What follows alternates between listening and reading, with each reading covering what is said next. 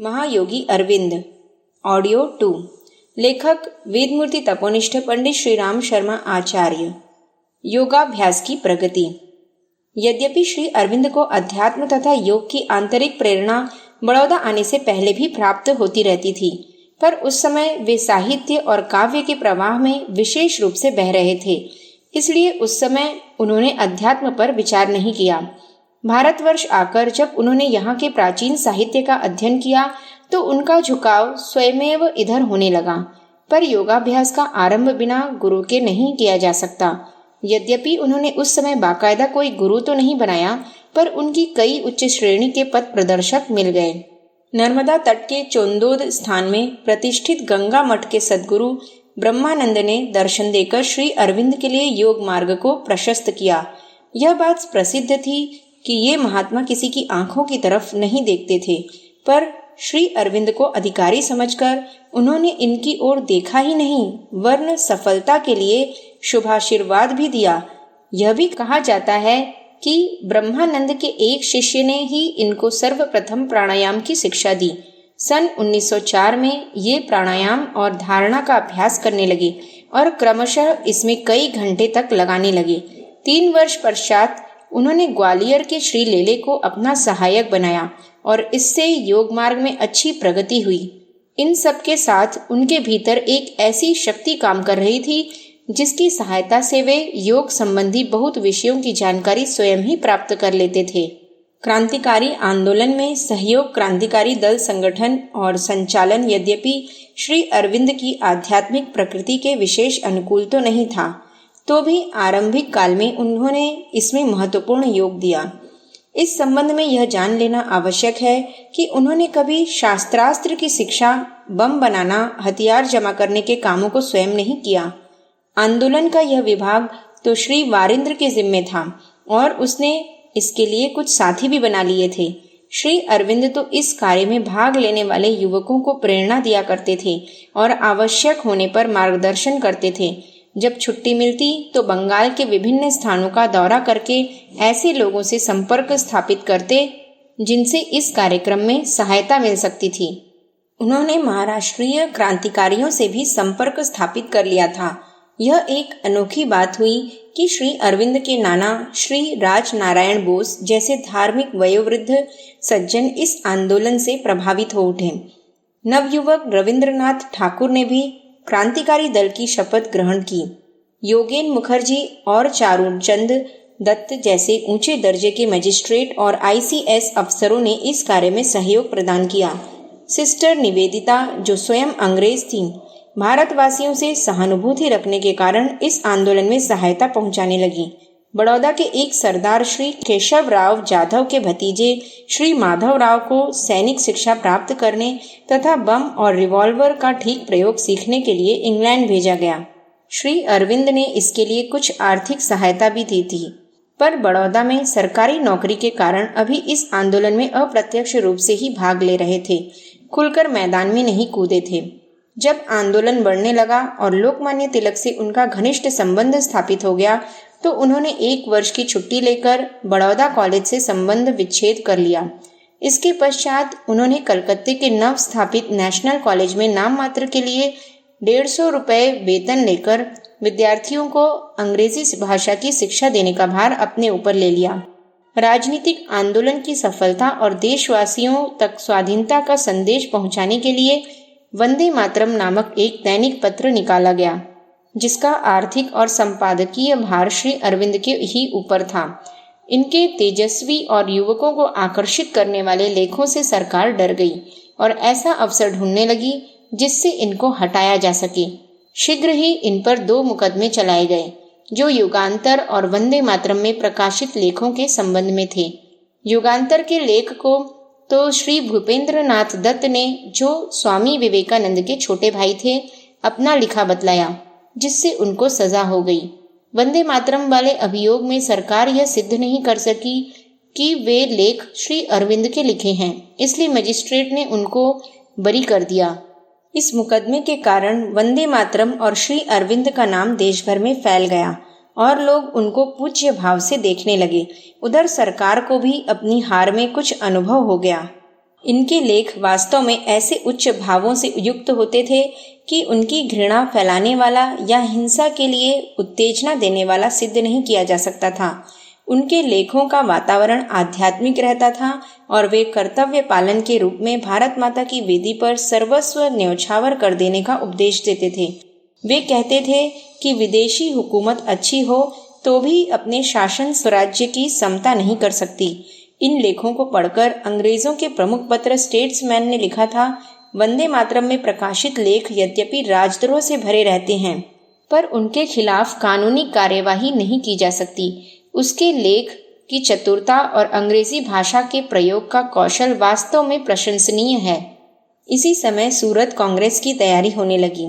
पिछले काशी और कलकत्ता के अधिवेशनों में देश के कुछ वयोवृद्ध नेताओं ने गर्म और नर्म दल वालों को समझा बुझाकर कांग्रेस में सम्मिलित कर रखा था, पर अब सरकारी दमन के कारण देश में बड़ी उत्तेजना फैल गई थी। इससे लोग कांग्रेस के ध्येय को बदलकर नई परिस्थिति के अनुकूल बनाने पर जोर दे रहे थे, पर नर्म दल वाले इसके विरोधी थे और कांग्रेस को पुराने ढर्रे पर ही चलाना चाहते थे। इस पर दोनों पक्षों में संघर्ष हो गया। जूते लात तक की नौबत आकर अधिवेशन भंग हो गया। श्री अरविंद इस अवसर पर गर्म दल के मुखिया लोकमान्य तिलक के प्रधान सहयोगी थे। उनकी अध्यक्षता में गर्म दल वालों की एक विशाल सभा पृथक की गई, जिसमें हजारों व्यक्तियों ने अपना सर्वस्व देश पर बलिदान करने की प्रतिज्ञा की। गिरफ्तारी और कारागार वास। अब श्री अरविंद स्वतंत्रता के संदेश का नगर नगर में प्रचार करने लगे। कलकत्ता वापस आने पर उनका बहुत धूमधाम से स्वागत किया गया। इन दिनों भाषण देते समय वे आंखें बंद करके सोच विचार करना छोड़ देते थे और जो कुछ आवाज स्वभावतः आत्मा में से निकलती थी उसी को श्रोताओं के सामने प्रकट कर देते थे। ये भावनाएं ऐसी होती थीं जैसे डायनमो चलने से विद्युत धारा की उत्पत्ति होती है। श्रोतागण मंत्रमुग्ध हो जाते थे और उन पर सनसनी भरा प्रभाव पड़ता था। उनको ऐसा जान पड़ता था कि वे किसी राजनैतिक नेता का नहीं वरन किसी प्राचीन ऋषि या देवदूत का उपदेश सुन रहे हैं। देश में चारों ओर उत्तेजना के वातावरण की वृद्धि और जनता में राजद्रोही भावों का प्रसार होते देखकर सरकार ने जबरदस्त दमन करके इस आंदोलन को कुचल डालने का निश्चय कर लिया। वंदे मातरम कहने पर अनेक बालक पीटे जाने लगे। स्वदेशी वस्त्र धारण करने वालों को चाहे जब अपमानित किया जाने लगा। ऐसी घटनाओं से आतंकवादी नवयुवकों को जोश आ गया और उन्होंने एक अंग्रेज जज की गाड़ी पर बम फेंक दिया। फेंकने में कुछ भूल हो गई जिससे जज के बजाय 2 अन्य व्यक्ति मारे गए। इस घटना से देश भर में तहलका मच गया और पुलिस राजनीतिक कार्यकर्ताओं के पीछे पड़ गई। वारिंद्र का बम का कारखाना पकड़ा गया और उससे किसी प्रकार का संबंध न होते हुए भी श्री अरविंद को भी गिरफ्तार करके रस्सी से बांधकर हवालात में पहुंचा दिया गया। उनके साथ इस तरह का अपमानजनक व्यवहार करने का विरोध प्रदेश के अधिकांश गणमान्य व्यक्तियों ने किया और सरकार की निंदा की। यह मुकदमा पूरे 1 वर्ष तक चलता रहा। श्री अरविंद जैसे विश्वविख्यात विद्वान और आध्यात्मिक व्यक्ति के इसमें अभियुक्त होने से उसका महत्व और भी बढ़ गया। सरकार की तरफ से इस बात की बेहद कोशिश की गई कि उनको दोषी सिद्ध करके सजा दे दी जाए। इसलिए सरकारी बैरिस्टर नार्टन ने अदालत में श्री अरविंद के विरुद्ध बहुत सा दोषारोपण किया, पर वे स्वयं इस विषय में बिल्कुल उदासीन रहे। उन्होंने आंतरिक प्रेरणा से इसका पूरा भार एक नवयुवक वकील चितरंजन दास, जो बाद में C.R. दास के नाम से देश के एक महान नेता के रूप में प्रसिद्ध हुए, के ऊपर छोड़ दिया था और स्वयं अपना अधिकांश समय योग साधना में लगाते रहे। अंत में मुकदमे की कार्यवाही समाप्त हुई और श्री अरविंद की तरफ से श्री चितरंजन ने जज को संबोधन करते हुए अपनी बहस के अंत में कहा, आपसे मेरी अपील है कि एक लंबे समय के बाद जब यह विवाद शांत हो जाएगा और यह कष्टकर परिश्रम और आंदोलन बंद हो जाएगा तथा अभियुक्त की जीवन लीला भी समाप्त हो जाएगी, तब इनकी पूजा एक देशभक्त कवि के रूप में होगी। इनका सम्मान एक राष्ट्रदूत और मानवता के प्रेमी के रूप में होगा और जब इनका अवसान हुए बहुत दिन हो जाएंगे तब शब्द न केवल भारत में ध्वनित होंगे बल्कि दूर के देशों और समुद्र पार तक गूंजते रहेंगे। इसलिए मेरा निवेदन है कि आज ऐसे ऊंचे दर्जे का व्यक्ति न सिर्फ अदालत के सामने खड़ा है, इस तथ्य को दृष्टिगोचर रखकर न्यायाधीश को सच्चा न्याय करना चाहिए। कहना न होगा, इन शब्दों का प्रभाव जज की अंतरात्मा पर हुआ। जज ने श्री अरविंद को बेकसूर बतलाया और उनको मुक्त कर दिया। शेष 34 अभियुक्तों को आजन्म काले पानी से लेकर लंबी कैद की सजाएं दी गई। राजनीति का त्याग और अध्यात्म का प्रचार। अभियोग समाप्त होने पर जब श्री अरविंद जेल से बाहर आए तो उन्होंने देखा कि देश की दशा बिल्कुल बदल गई है। सरकार ने भारी दमन चक्र चलाकर बोलने, लिखने, प्रचार करने पर रोक लगा दी थी और सभी मुख्य नेताओं को जेल में बंद कर दिया था। वंदे मातरम का प्रकाशन भी बंद हो गया था। इसलिए उन्होंने अपने विचारों के प्रकाशन के लिए अंग्रेजी में कर्मयोग और बंगला में धर्म नामक साप्ताहिक पत्र प्रकाशित करने आरंभ किए। इन पत्रों में वे राजनीति तथा अध्यात्म का समन्वय करके बहुत ऊंचे रूप में प्रकट करते थे। उन्होंने लिखा, कर्मयोग और धर्म ही मानव जीवन का सार है, वही सच्ची राजनीति है और वही गीता का उपदेश है। यद्यपि देश की अवस्था और आवश्यकता को समझकर उनको राजनीति पर विचार करना पड़ता था, पर वे छोटे बड़े सभी विषयों में आध्यात्मिकता का ध्यान रखना आवश्यक समझते थे। वह धर्म और अध्यात्म से शून्य राजनीति को मानवता के लिए अकल्याणकारी मानते थे, क्योंकि उसका अंतिम परिणाम कलह, संघर्ष और शत्रुता में ही निकलता है। शिक्षा में भी वे अध्यात्म का प्रवेश अनिवार्य मानते थे। उन्होंने यूरोप की ऊंची से ऊंची शिक्षा को प्राप्त करके देख लिया था कि उसकी नींव भौतिकता पर रखी है। इसलिए सांसारिक दृष्टि से वैभव और चमक दमक प्राप्त कर लेने पर भी उसमें शाश्वत कल्याण और शांति प्रदान करने की शक्ति नहीं है। उसके कारण संसार में स्वार्थ युक्त संघर्ष की सृष्टि होती है और मनुष्य ऊंचे धरातल पर पहुंचने के बजाय साधारण श्रेणी की सफलताओं में ही लिप्त रहता है। इसके विपरीत भारत की प्राचीन शिक्षा प्रणाली का लक्ष्य ब्रह्मचर्य और योग द्वारा आध्यात्मिक उच्चता को प्राप्त करना बताया गया था। इसी के प्रभाव से उस समय भारतवर्ष इतनी उच्च पदवी को पहुंच गया था कि कोई अन्य देश उसकी समता नहीं कर सकता था। श्री अरविंद ने भी वर्तमान शिक्षा प्रणाली को उसी ओर मोड़ने की सलाह दी। उन्होंने प्राचीन भावनाओं को आधुनिक परिस्थितियों के अनुकूल रूप में परिवर्तित करके कार्यान्वित करने पर जोर दिया। श्री अरविंद का विश्वास था कि अंतरात्मा की सत्ता सर्वव्यापी है और जड़ जगत के पदार्थ भी उससे पृथक नहीं हैं। इसलिए वे यह नहीं कहते थे कि प्राचीन काल की तरह कुश के आसन पर बैठकर पढ़ना ही धर्मानुकूल है और कुर्सी मेज पर बैठकर पढ़ना लिखना अधोगति का कारण है। उनके मतानुसार आत्मशक्ति ही सर्वप्रधान है और वही प्रत्येक पदार्थ को भले या बुरे रूप में अनुप्राणित कर सकती है। उन्होंने कर्म योगिन में लिखा था, केवल अंतरात्मा ही हमें बचा सकती है। हम अपने हृदय को महान और स्वतंत्र बनाकर ही सामाजिक और राजनीतिक दृष्टि से बड़े और स्वाधीन बन सकते हैं। जब भारत अपनी खोई हुई जातीयता प्राप्त कर लेगा तो वह संसार में मानव परिवार में अधिक पूर्ण और विशाल जीवन का अधिकारी बन सकेगा। आत्मा की पुकार। पर इन सब कार्यों को करते और राष्ट्रीय आंदोलन में भाग लेते हुए भी उनकी अंतरात्मा उनको एकांतवास में रहकर आध्यात्मिक साधना के लिए प्रेरित कर रही थी। कलकत्ता में रहकर उनको बहुत सा समय राजनीतिक उलझनों के समाधान में लगाना पड़ता था और अनेक समय नवीन परिस्थितियों के उत्पन्न हो जाने से व्यस्ततापूर्ण जीवन व्यतीत करना पड़ता था। इससे उच्च आध्यात्मिक साधना में व्याघात पड़ता था और लक्ष्य प्राप्ति में विलंब होता था। अंत में उन्होंने यही निश्चय किया कि राजनीतिक आंदोलन से संपर्क त्याग कर किसी ऐसे स्थान में जाकर निवास करें जो साधना के लिए विशेष रूप से अनुकूल हो। यह निश्चय करके उन्होंने देशवासियों के नाम एक खुली चिट्ठी प्रकाशित कराई, जिसे वे अपना अंतिम राजनीतिक मृत्यु लेख अथवा वसीयत नामाज कहते थे। इसमें उन्होंने अपने हटने का संकेत करते हुए अनुयायियों को आश्वासन दिया कि हर बड़े आंदोलन को इस बात की बाट देखनी पड़ती है कि भगवान उसके लिए विशेष रूप से उपयुक्त नेता को भेजें। वह नेता भगवान की शक्ति का माध्यम बन जाता है, तब वह आंदोलन विजयोल्लास के साथ सफलता की ओर बढ़ता है।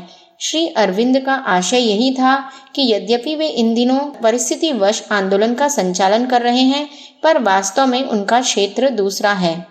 वे पहले स्वयं उस योग मार्ग की खोज करेंगे जो मानव को महामानव बना सकता है और फिर अपने अन्य देशवासियों को भी उसी पर चलने में सहायता करेंगे। राजनीतिक आंदोलन की सफलता के लिए भगवान किसी दूसरे ही नेता को भेजेगा। इस प्रकार अपने एकांतवास के इरादे को सार्वजनिक रूप से प्रकट करके पहले तो वे चंद्रनगर चले गए और बाद में पौंडीचेरी जाकर साधना करने लगे। इस स्थान को चुनने का कारण यह था कि यह फ्रांसीसियों के शासन में था और यहाँ वे अंग्रेजी सरकार और पुलिस की निरंतर छेड़खानी से निश्चिंत रहकर आध्यात्मिक साधना में संलग्न हो सकते हैं। इस संबंध में बाद में कुछ अंग्रेजी अफसरों ने अपनी तुच्छ मनोवृत्ति का परिचय देते हुए यह आरोप लगाया कि श्री अरविंद गिरफ्तारी के डर से भारत की सीमा के बाहर भाग गए। इसका उत्तर देते हुए उन्होंने मद्रास टाइम्स नामक पत्र में लिखा कि वे उच्च योग की साधना के लिए पौंडीचेरी में आकर रहने लगे हैं और जिस वारंट के कारण भागने की बात कही जाती है वह उनके पौंडीचेरी पहुंचने के बाद निकाला गया था। उसके मुद्रक को गिरफ्तार करके सरकार ने मुकदमा चलाया था। नीचे की अदालत में तो उसे कुछ सजा दे दी गई, पर हाईकोर्ट में अपील करने पर उसे बरी कर दिया गया और जजों ने कहा कि श्री अरविंद की खुली चिट्ठी में राजद्रोह की कोई बात नहीं है। पौंडीचेरी में आरंभिक जीवन। पौंडीचेरी पहुंचने पर भी अरविंद पूर्णतः प्रकट रूप से नहीं रहते थे। केवल उनके कुछ घनिष्ठ परिचितों को ही उनकी जानकारी थी। वहां के भारतीय राजनीतिक कार्यकर्ताओं ने उनसे अनुरोध किया कि उनके कार्य में सहयोग करें, परंतु अब वे योग साधना में तल्लीन हो चुके थे, इसलिए इस विषय में उन्होंने सब मित्रों से क्षमा मांग ली। आरंभ में उड़ चुके थे। यहाँ श्री अरविंद का जीवन अत्यंत सादा था। वे और उनके 3 सानकों शंकर चेट्टी के घर पर ठहराया गया, जहाँ पहले स्वामी विवेकानंद भी ठहती फर्श पर ही सोते थे और गृह स्वामी के यहाँ जो चावल, शाक और मद्रासी रसम बनता था उसी को नियमित रूप से खाते थे। चूंकि गृह स्वामी शाकाहारी था, इसलिए बंगालियों का नियमित भोजन मछली उन्होंने त्याग दिया था। ये अपना सब काम अपने हाथ से ही करते थे। सन 1914 में जब आर्य का प्रकाशन हुआ तब एक नौकर रखा गया। मीरा रिचार्ड का आगमन। इसी वर्ष फ्रांस के विद्वान दार्शनिक पॉल रिचार्ड पौंडीचेरी आकर इनसे मिले। इस भेंट से उनको यह अनुभव हुआ श्री अरविंद उनके बड़े भाई के समान है और उनका ज्ञान भंडार बहुत विशाल है। पॉल रिचार्ड की पत्नी छोटी उम्र से ही योग साधना करती थी। उसने अपने पति द्वारा अरविंद से योग संबंधी प्रश्न पूछे थे और एक बात यह भी जाननी चाहिए थी कि स्वप्न में कमल के दर्शन का क्या विशेष अर्थ होता है। श्री अरविंद ने बतलाया कि कमल के स्वप्न का आशय अंतर चेतना के जागरण से है और जब साधक का मन सूक्ष्म स्तर पर पहुंच जाता है प्रायः तब यह दिखलाई दिया करता है। इसके कुछ ही समय बाद मीरा रिचार्ड स्वयं पौंडीचेरी आकर श्री अरविंद से मिली। दूसरे दिन इस भेंट का वर्णन करते हुए उन्होंने अपनी डायरी में लिखा, जिसके दर्शन हमने कल किए वह धरातल पर विराजमान है और उसकी उपस्थिति इस बात को साबित करने को काफी है कि एक दिन ऐसा अवश्य आएगा जबकि अंधकार प्रकाश के रूप में बदल जाएगा और पृथ्वी पर सचमुच भगवान का राज्य स्थापित हो जाएगा। यहाँ यह कर देना अप्रासंगिक न होगा कि इसके कुछ ही समय बाद मीरा रिचार्ड श्री अरविंद की साधना में प्रधान सहायिका हो गईं और वे माताजी के नाम से अरविंद आश्रम का संचालन करती रहीं। सन 1914 में ही एक विशेष घटना कोडियारम के जमींदार श्री केपी रंगस्वामी का श्री अरविंद का शिष्य बन जाना भी था। उनके कुलगुरु योग नगाई जाप्ता ने कुछ समय पूर्व अध्यात्म विद्या के आधार पर यह बताया था कि उत्तर भारत से एक महायोगी आएगा। रंगस्वामी उसी से साधना संबंधी उपदेश ग्रहण करें। जब गुरुजी का मृत्यु काल समीप आ गया तो रंगस्वामी ने उनसे पूछा कि आखिर उस योगी की पहचान क्या होगी।